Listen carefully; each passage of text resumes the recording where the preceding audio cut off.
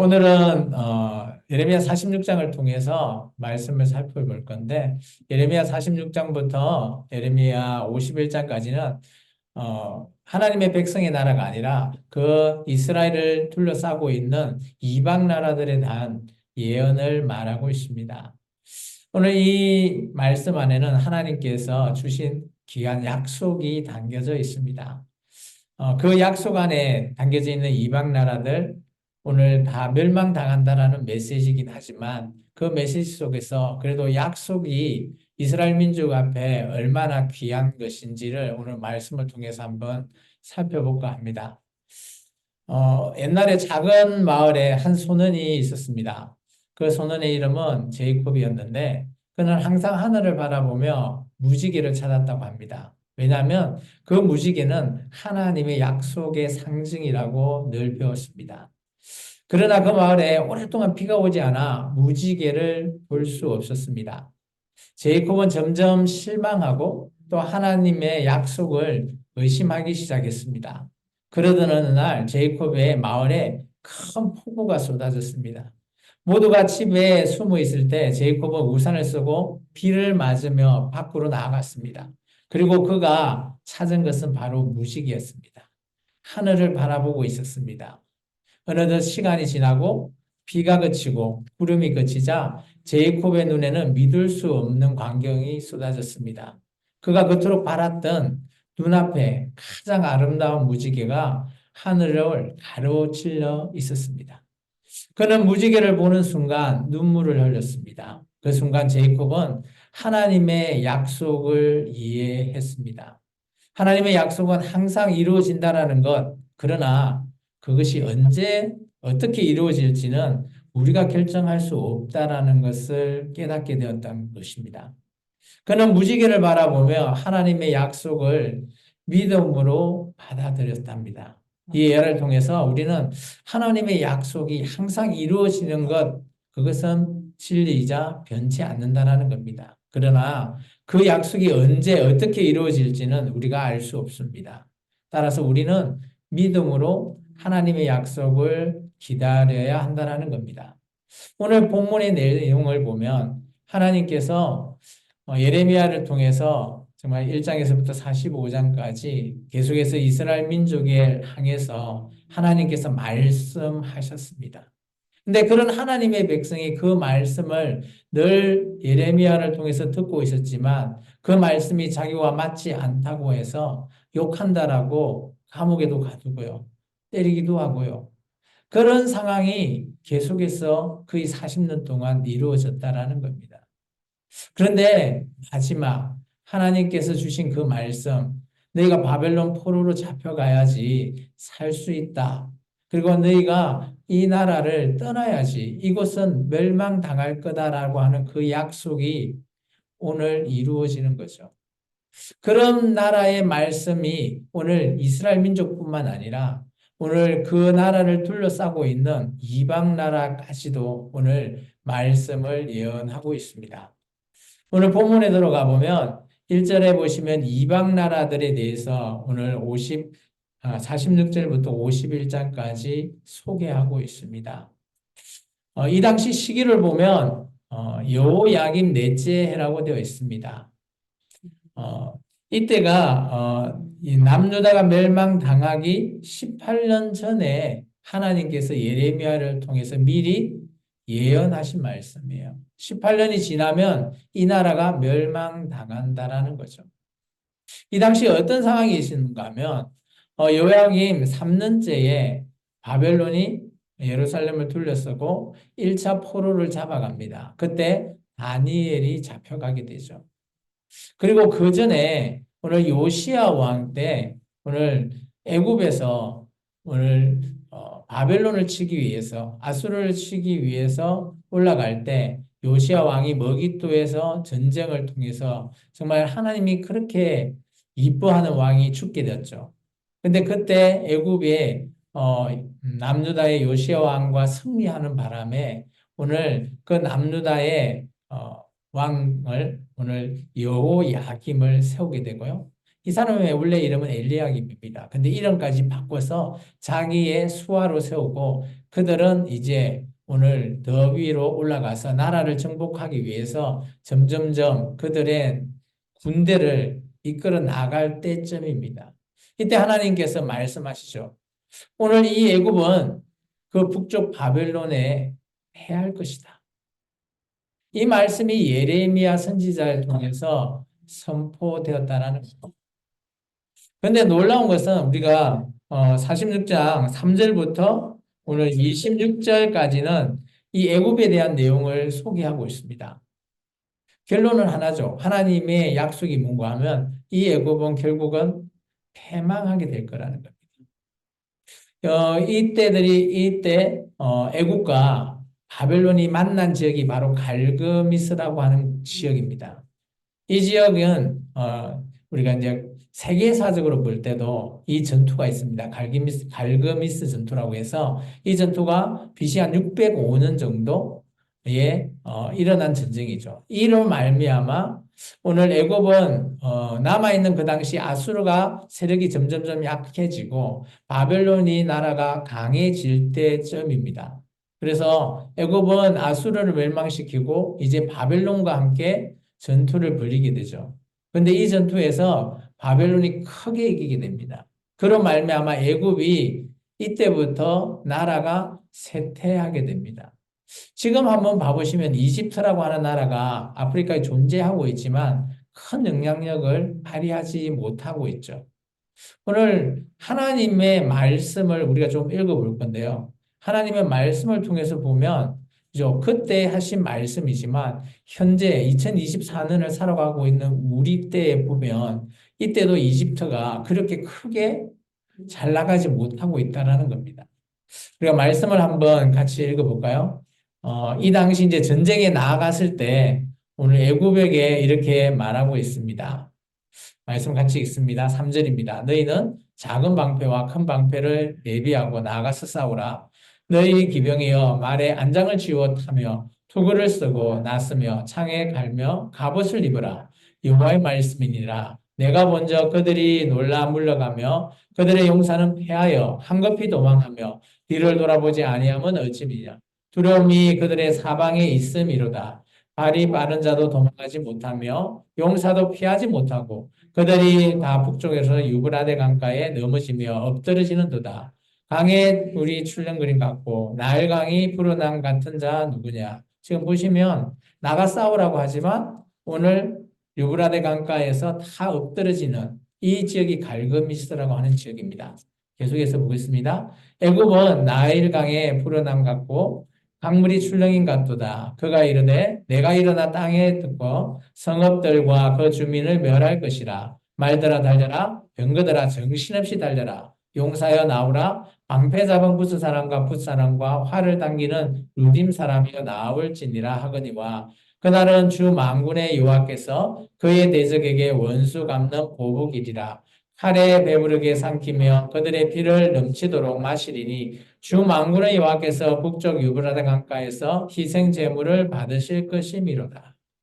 계속해서 하나님의 말씀은 애굽에게 좋지 못한 말씀을 계속 얘기하고 있습니다. 근데 그 당시 애굽이 혼자 출전한 게 아닌 것으로 보입니다. 9절에 보면 붓, 그리고 루딤이라고 하는 종족과 나라와 함께 연합해서 연합군이 나아가서 바벨론 군대를 치려고 했던 것 같죠. 이거는 세계사적으로도 보면 그대로 있었던 진짜 진실의 사건입니다.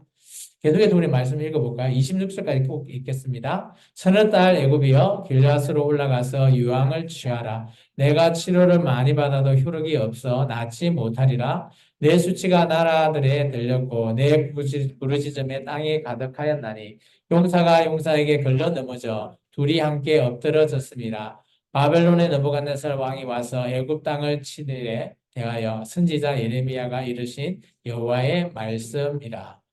보시면 계속해서 이 같이 연합했던 그런 나라들이 같이 넘어진다라는 걸 얘기하고 있습니다. 그런데 이런 내용들이 세계사적으로 전쟁으로 말미암아 일어난 일인가? 우리는 그렇게 볼 수도 있어요.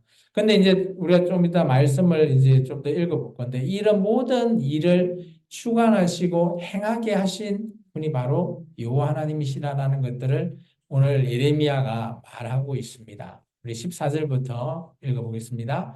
너희는 애굽에 선포하며 믹돌과 녹과 다바네스에 선포하여 말하기를 너희는 국권이 있어서 준비하라. 내 사방이 칼에 삼키었느니라. 너희 장사들이 쓰러지면 어찌함이냐. 그들이 서지 못하면 여호와께서 그들을 몰아내신 까닭이니라. 그가 많은 사람을 넘어지게 하시며 사람이 사람 위에 엎드러지며 이르되 일어나라 우리가 포악한 칼을 피하여 우리 민족에게로 우리 고향으로 돌아가자 하도다. 그들이 그곳에서 부르짖기를 애굽의 바로 왕이 망하였도다. 그가 기회를 놓쳤도다. 보시면 15절에 이런 모든 일이 하나님께서 하셨다라는 게 보이죠. 오늘 하나님의 선지자가 지금 말하고 있는 것이기 때문에 이게 하나님이 애굽을 망하게 하신다라는 것을 보고 볼 수 있다라는 겁니다. 계속해서 이제 바로의 왕에게 얘기하죠. 망했다. 그러면 너희가 지금 기회를 놓쳤다라고 합니다. 이 기회가 뭘까요? 근데 잘 생각해 보시면 바로 애굽이라고 하는 것은 이스라엘 민족에 의해서 쉽게 말하면 관계가 참 옛날부터 있었죠.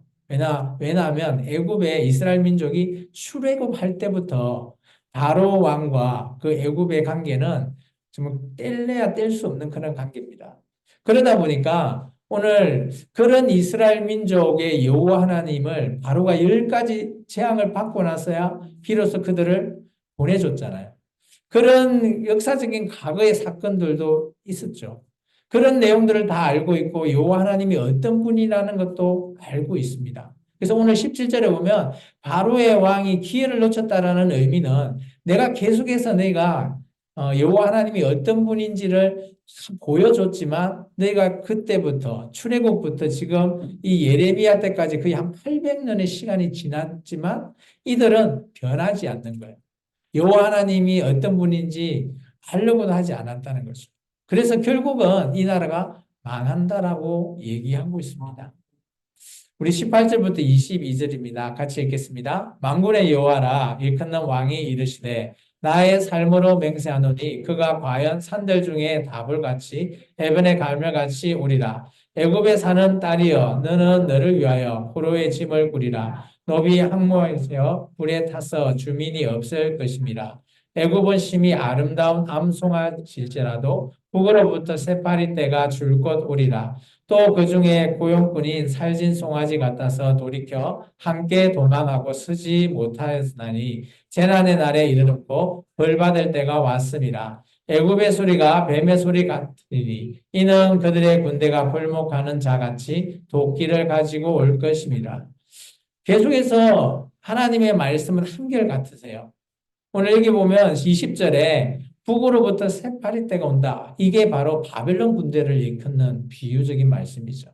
그리고 21절에 보면 그때가 그들이 만날 그 전쟁이 바로 재난의 날이 되고 이게 보면 우리가 전쟁이 일어나고 이런 것들을 하나님 입장에서는 이렇게 표현합니다. 이 애굽이 이제 벌 받을 때가 됐다. 이게 하나님이 아니면 이런 표현을 쓰지를 못하는 거죠. 인간적으로는 뭐 전쟁이 일어나는 것은 이권 싸움, 또 영토 확장, 우리는 이렇게 세계사적으로는 이런 전쟁의 그런 이익이나 이런 것을 바라보지만 오늘 하나님의 입장에서는 오늘 애굽이 이때까지 한 몇백 년의 기회를 줬지만 하나님을 알려고 하지 않는 그런 애굽을 통해서 이제 벌 받을 때라는 거죠. 마치 선생님이 학생에게 계속해서 너 그렇게 하면 안 돼. 또 공부 열심히 해. 하지만 공부를 안 하고 또 계속해서 엇나가고 그러면 선생님이 어떻게 하죠? 이제 오늘 너 손바닥 내 오늘 벌 받을 손바닥 맞을 때야 하면서 요즘은 체벌하면 안 되죠. 요즘은 그런 시대더라고요. 어쨌든 간에 제 어릴 때는 여러분도 그러지 않나요? 학교 다닐 때 저는 많이 맞았거든요. 그렇게 맞으니까 따끔하게 맞다 보니까 아이고 정신이 아차 하고 정신이 차려지더라고요. 그러면서 이러면 안 되겠다. 정신이 차려지는데 오늘 이 애굽은 벌을 받을 때도 정신을 못 차리고 있는 거예요. 그러다 보니까 현재까지 이 이집트라고 하는 나라는 물론 나라는 남아 있지만 이 나라가 힘을 쓰지도 못하죠. 선진국도 아니고요. 그죠? 그런 나라가 되어버렸다는 거죠. 고대의 이집트는 어마어마합니다. 거의 뭐 제국 그 이전보다 더 큰 고대의 이집트는 뭐 제국보다 더 능가하는 그런 나라 이렇게 볼 수밖에 없는 그런 나라였죠. 계속해서 한번 이집트의 멸망을 한번 더 마지막으로 이렇게 얘기합니다. 23절부터 26절입니다. 여호와의 말씀이니라 그들이 황충보다 많아서 셀 수 없으므로 조사할 수 없는 그의 수풀을 찍을 것이라. 딸 애굽이 수치를 당하여 북쪽 백성의 손에 부침을 당하리로다. 만군의 여호와 이스라엘의 하나님께서 말하시니라. 보라 내가 노예 아몬과 바로와 애굽과 애굽의 신들과 왕들 곧 바로와 미 그를 의지하는 자들을 벌할 것이라.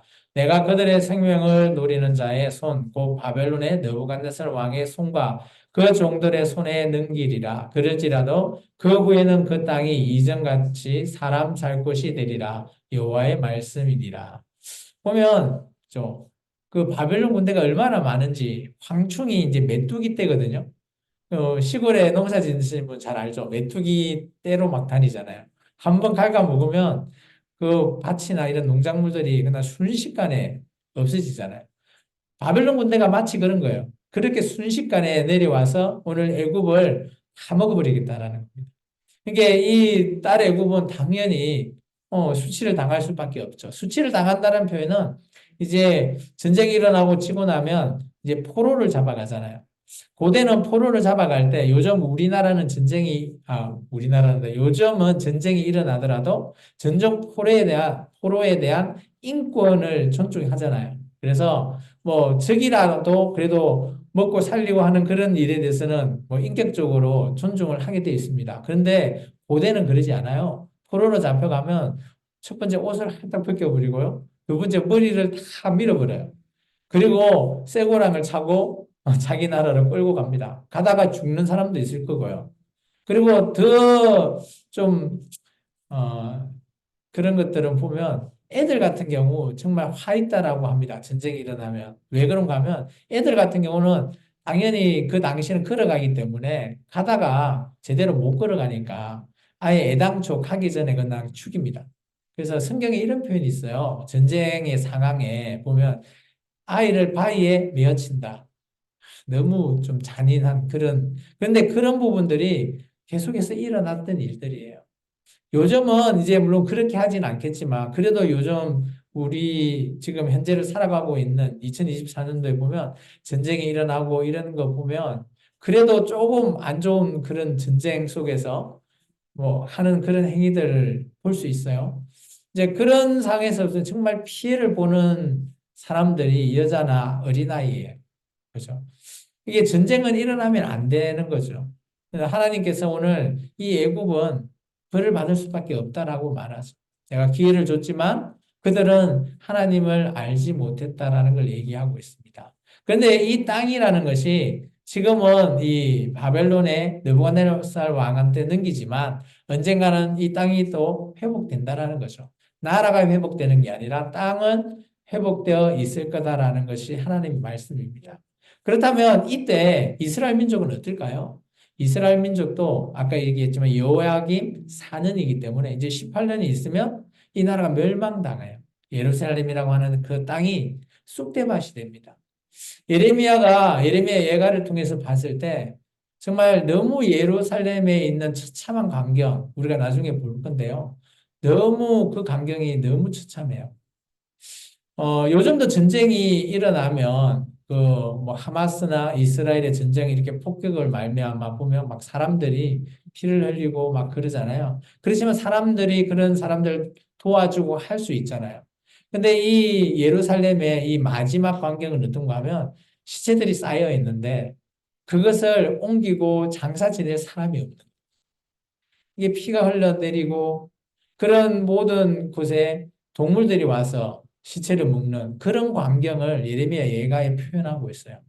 얼마나 하나님의 백성인데 어떻게 그렇게 할 수 있을까라고 생각할 수도 있습니다. 그런데 오늘 하나님의 약속은 그대로 이루어지죠. 내가 너희와 약속했을 때 네가 내 백성이 되고 내 거룩한 소유가 되고 제사장 나라가 되면 너는 평생 이 나라를 멸망당하지 않고 하게 해주겠다라고 했죠. 근데 그 말씀을 순종하지 않았죠. 않았을 때 이런 내용이 있을 거다라는 것도 보면 우리가 레위기 26장이나 신명기 28장에 다 나와요. 벌을 받는다, 저주를 받는다. 그런 내용이 다 나오지만 이스라엘 민족은 그걸 고집대로 듣지 않았죠. 왜 그럴까요? 나 생각이 다르고, 나 때는 일어나지 않을 거야. 이런 또 오만함도 있는 겁니다. 그래서 우리가 선지서를 통해서 봤을 때 너무 보면 멸망만 당하고 하나님께서 너무 일방적으로만 얘기하는 거 아니냐라고 우리에게 말할 수는 있죠. 지금도 교회에게 하나님의 말씀을 전하는 목회자들이 일반적으로 말씀을 순종하시고 기도 열심히 하시고 뭐 예배 잘 나오시고 막 강압적으로 해요. 왜 그럴까요? 근데 그렇게 하지 않으면 엇나가는 거죠. 엇나가면 어쩔 수 없이 벌을 받을 수밖에 없는 그런 상황을 말하고 있어요. 근데 그것을 너무 이제 신앙적으로 위압감을 준다거나 두려움을 주는 그렇게 하면 되지는 않겠지만 그래도 여러분이 그런 내용을 알고 계셔야지만이 신앙을 제대로 지켜나갈 수 있다라고 저는 봅니다. 오늘 그런 이스라엘 민족, 지키지 않은 이스라엘 민족에게 하나님께서 첫 번째 약속은 애굽이 멸망당한다는 약속을 해준 겁니다. 그래서 그 애굽을 의지하지 말라는 거예요. 마치 우리나라가, 그죠? 지금은 우리나라가 누구를 의지하는지 모르겠지만, 대한민국이, 그죠? 러시아, 중국, 그런 거 의지하지 않죠? 미국을 의지하죠? 뭐 그런 거 같이 막 의지하려고 하는 거예요. 그렇지만 하나님께서는 그런 나라를 의지하지 말라고 합니다. 이스라엘 민족이 힘들 때, 그죠? 우리가, 얼마 전만 해도 이게 예레미야서 40장부터 45장 사상 사이에 보면, 그죠? 남유다가 바벨론에 의해서 멸망당하고 나서 공동체 하나 세워주잖아요. 근데 그 나라 공동체 기억나시죠? 그 총독이 죽고 나서 사람들을 이끌고 그냥 그곳에 살면 되는데, 살아라고도 하는데 듣지 않고 애굽으로 내려가잖아요. 그 왜 내려갔을까요? 바로 친애굽이에요. 늘 애굽과 늘 친하기 때문에 어떤 전쟁이 일어나면 애굽에서 도와달라고 원조 요청도 하고 하니까 그렇게 내려간 거죠. 근데 그로 말미암아 이 나라 모든 백성들이 그냥 멸망당할 수밖에 없다라는 하나님의 말씀이 계속해서 예레미야를 통해서 얘기하고 있는 거예요. 그래서 성경은 얘기합니다. 그죠? 사람 너무 의지하지 말라고. 물론 우리에게 잘해주는 여러분 보기에 제가 여러분한테 잘해줍니까? 목회자로서? 그래도 제가 의지하지 마시라고. 그럼 뭘 의지해야 되냐? 하나님의 말씀을 의지하시고. 저는 여러분에게 해줄 수 있는 게 제가 뭐 능력이 있어서 다 해줄 수 있는 거 없습니다. 물론 제가 기도를 한다고 여러분이 그 기도에 뭐 병을 고치면 낫고 뭐 어떤 문제가 해결되고 저는 할 수 없어요. 저는 그저 기도해주며 하나님께 의탁하는 겁니다.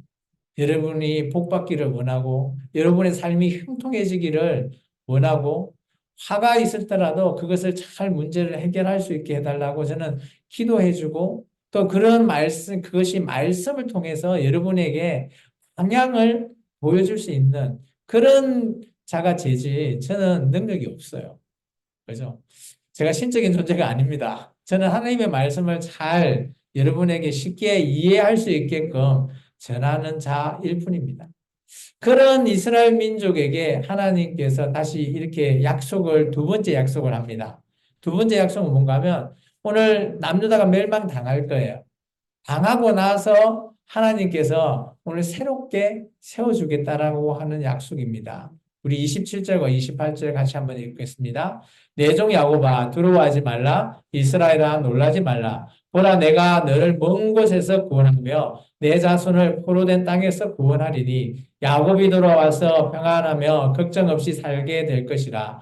그를 두렵게 할 자가 없으리라. 여호와의 말씀이니라. 내 종 야곱아 내가 너와 함께 있나니 두려워하지 말라. 내가 너를 흩었던 그 나라들은 다 멸할지라도 너는 사라지지 아니하리라. 내가 너를 법대로 증기할 것이요 결코 무죄한 자로 여기지 아니하리라 하시니라. 오늘 하나님께서 이 야곱이 누군가 하면 이스라엘을 가리킵니다. 이스라엘 민족. 하나님의 백성을 얘기하죠. 야곱에게 얘기합니다. 너희가 지금은 멸망당하겠지만 놀랄 거 없다라는 거예요. 두려워할 거 없다라는 거죠. 내가 너와 함께 하겠다라는 겁니다.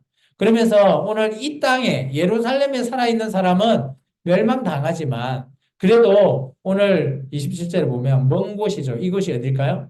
바벨론입니다. 바벨론으로 포로 잡혀가는 자에게는 구원이 있을 거다. 또 그 포로 땅에서 내가 구원하겠다라는 거예요. 에스겔서 10장을 보면 하나님께서 예루살렘에서 옮겨가는 장면이 보입니다. 지성소에 있는 법궤 위에 앉아 계시는 하나님께서 거룩과 함께 그 예루살렘에 있는 성전에서 떠나서 오늘 바벨론 땅으로 가게 되시는 그런 하나님의 모습을 에스겔서 10장에서 표현하고 있어요. 하나님께서 이 땅 성전에 있다고, 물론 성전에 함께 있을 때는 이 민족은 구원받죠. 그래서 예레미야 때 예레미야와 반대되는 선지자가 한결같이 얘기하죠. 우리 땅에 성전이 있는데 왜 저 바벨론이 우리를 승리할 수 있나? 우리 멸망당하지 않아. 우리는 하나님이 함께 계셔. 이렇게 이들이 오판한 거죠. 근데 그에 반해서 예레미야는 이렇게 얘기하죠. 오늘 하나님께서 말씀하셨다. 이 땅을 떠나는 자가 살아남을 구원받는 자다라고 했어요. 근데 에스겔은 2차 포로로 미리 잡혀간 사람이에요. 바벨론 포로 땅에서 하나님이 이렇게 옮겨지는 모습을 꿈으로, 환상으로 보게 됩니다. 그런 걸 보면 오늘 이 예레미야의 선지자 말씀도 보면 또 잘 보시면 바벨론 포로로 잡혀가고요. 또 나중에 이스라엘이 돌아온다는 거죠. 예루살렘으로 돌아올 때가 있을 거라는 거예요. 그리고 그곳에서 평안하게 살게 될 때가 있다라는 거예요. 이때가 예레미야가 70년의 기간이 차면 돌아온다라고 했던 그 말씀의 예언을 말하고 있는 겁니다. 근데 이 말씀의 예언이 이루어졌을까요? 이루어지지 않았을까요? 제가 물어보는 의도는 뭔지 아시겠죠? 이루어집니다. 이게 하나님의 약속이, 그죠? 변치 않는 거죠. 하나님이 약속한 거는 언젠지는 모르겠지만 이루어진다라는 걸 말하고 있습니다. 오늘 제가 예화로 드렸던 그 소년처럼 하나님께서 무지개 보여준다? 라는 것을 믿고 의지했는데 무지개가 안 보여졌을 때 흔들릴 수는 있겠죠. 믿음이. 그런데 비가 오고 무지개를 봤을 때 비로소 하나님을 믿는 믿음이 더 성숙되어지고 더 이렇게 성장되어지는 그런 소년같이 오늘 하나님께서 이스라엘 민족을 내가 말했던 이 말 그대로 이루어진다라는 모습을 보여주게 됐을 때 이들 이스라엘 민족은 어떻게 됐을까요? 바빌론 포로로 잡혀가서 비로소 그들이 섬겼던 모든 우상을 다 없애버렸어요. 그리고 오직 여호와 하나님만 섬기게 돼요.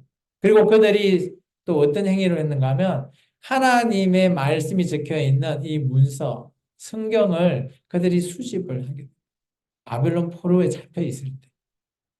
다니엘을 추측해서 에스겔이나 이런 사람들이 그런 모든 문서들을 이렇게 다 수집하고 그리고 나서 여호와 하나님의 말씀이 성취된 것을 그들이 눈으로 보게 되는 거죠. 그러면 어떨까요? 하나님이 더 믿어지지 않을까요? 마치 무지개를 본 그 소년처럼 그렇다라는 겁니다. 그래서 하나님께서 얘기하죠. 두려워할 거 없다. 내가 너와 함께 한다라는. 오늘 교회는 예수님이 우리에게 말씀하셨습니다. 그죠? 내가 새 언약을 주겠다고 12제자들과 함께 마가의 다락방에서 그죠? 빵과 포도주를 주면서 새로운 언약을 맺게 하셨어요. 오늘 구약의 또 언약의 약속과는 조금 다른 언약이지만 그렇지만 예수님께서 얘기하죠. 내가 너와 함께 영원히 함께 하겠노라라는 거예요. 그래서 우리가 교회로서 예수님과 함께 한다라는 겁니다. 제가 좀 전에 얘기했던 말씀을 표로 보면 1차 포로로 잡혀갔을 때가 BC 606년이에요. 이게 역사적인 사실이거든요. 이때 다니엘이 잡혀가는데 그때부터 해서 70년 시간이 지났을 때 1차 포로 기한될 때 BC 536년에 비로소 1차 포로가 예루살렘 땅을 밟게 됩니다. 그때 스룹바벨과 여호수아라고 하는 제사장이 함께 오서 그 예루살렘에서 그죠? 성전을 짓게 되는 좀 그런 역사가 일어나는 거죠. 오늘 하나님이 하셨던 그 말씀처럼 그 말씀이 성취되는 모습을 우리가 볼 수 있는 겁니다. 오늘 제가 여러분과 함께 이런 말씀을 볼 때마다 여러분은 뭐 멸망당한다. 하나님이 어쩌면 그럴 수가 있지. 이런 것보다는 하나님의 약속이 언젠가는 성취되는구나. 근데 우리는 알 수 없지만 그것은 하나님이 나와 약속을 했다면 언젠가는 성취할 수 있는 그런 날이 있겠다라고 우리가 믿는 것이 참 중요하다고 저는 보여져요. 성경은 하나님의 약속을 믿는 자들을 소개하고 있는 성경이 있어요. 그 성경이 히브리스거든요.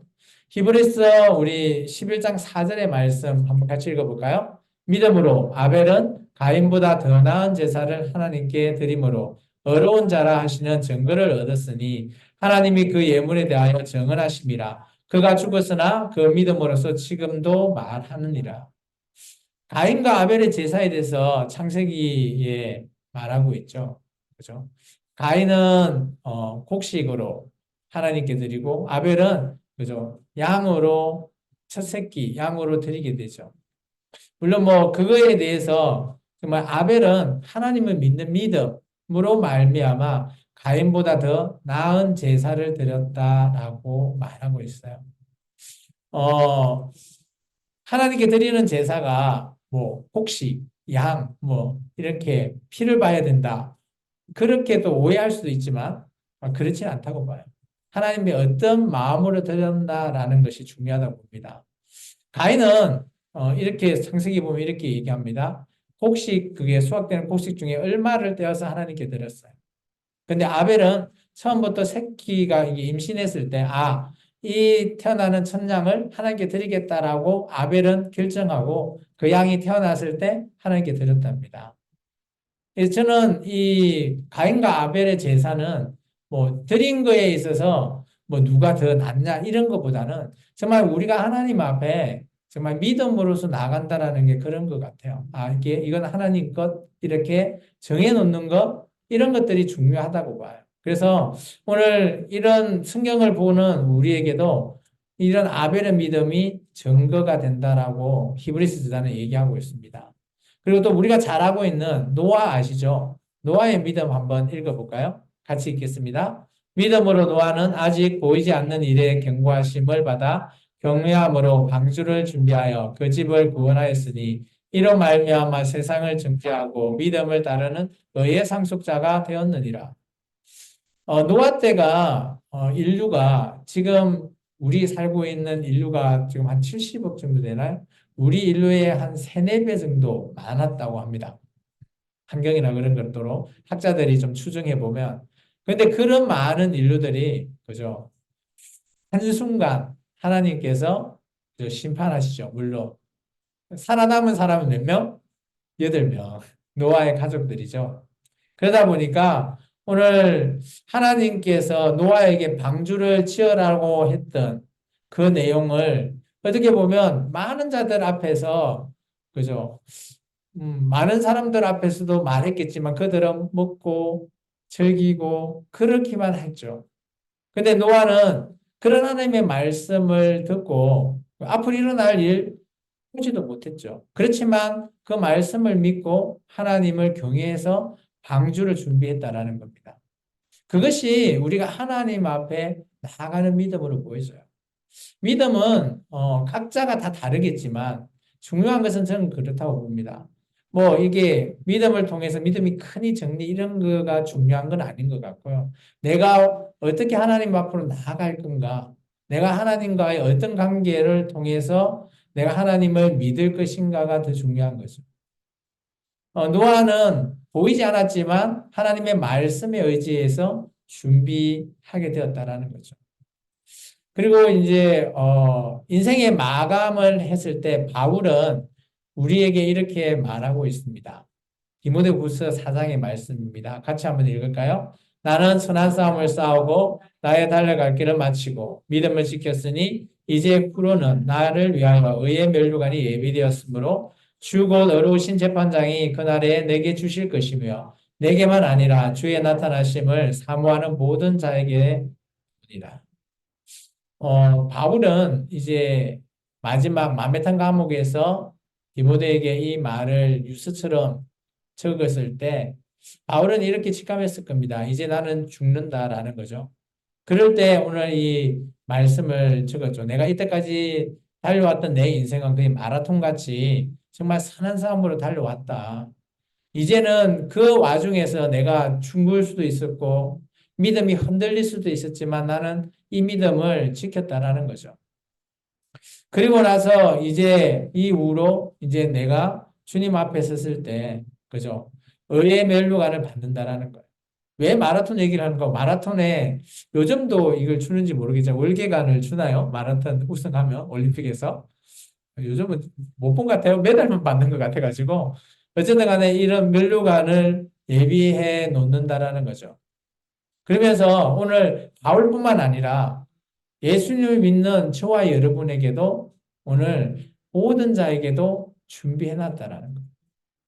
그래서 오늘 우리에게 말하죠. 하나님의 약속을 믿는 그 자들은 믿음을 끝까지 지킨다면 이 면류관 준비되어 있다라는 겁니다. 오늘 말씀을 한번 돌이켜 보면 애굽이라고 하는 나라는 하나님의 알 수 있는 기간이 그렇게 길었지만 하나님을 알지 못하고 그런 기회를 줬지만 기회를 제대로 놓쳐버렸던 애굽. 그리고 이스라엘 민족에게는 그죠? 또 다른 말씀. 물론 지금 상황은 나라가 멸망당할 수밖에 없지만 그래도 이 민족의 남은 자를 통해서 하나님께서 또 다른 일을 하시겠다고 하신 그 약속. 오늘 교회에게도 얘기했죠. 그죠? 예수님도 마찬가지 우리에게 말했습니다. 이 언약이 나중에 예수님이 재림할 때 그때 이 모든 하나님께서 예수님께서 심판주로 오실 것이다라는 그 약속. 우리가 이런 약속은 성경에 많이 등장하고 있어요. 근데 이런 약속이 믿어지냐라는 거죠. 그죠? 그건 다 각자에 따라서 다를 거라고 봅니다. 근데 아마 좀 더 여러분이 믿음을 지키고 말씀이 정말 믿어진다면 그런 약속을 성취할 수 있으리라고 저는 여겨집니다. 오늘 말씀 이제 마칠까 합니다. 이 말씀만 읽고 마치겠습니다. 하나님의 약속은 변함이 없습니다. 지금의 어려움은 잠시일 뿐 믿음으로 그 약속의 축복을 받읍시다. 기도하겠습니다. 주님 감사합니다. 오늘도 주님께서 주신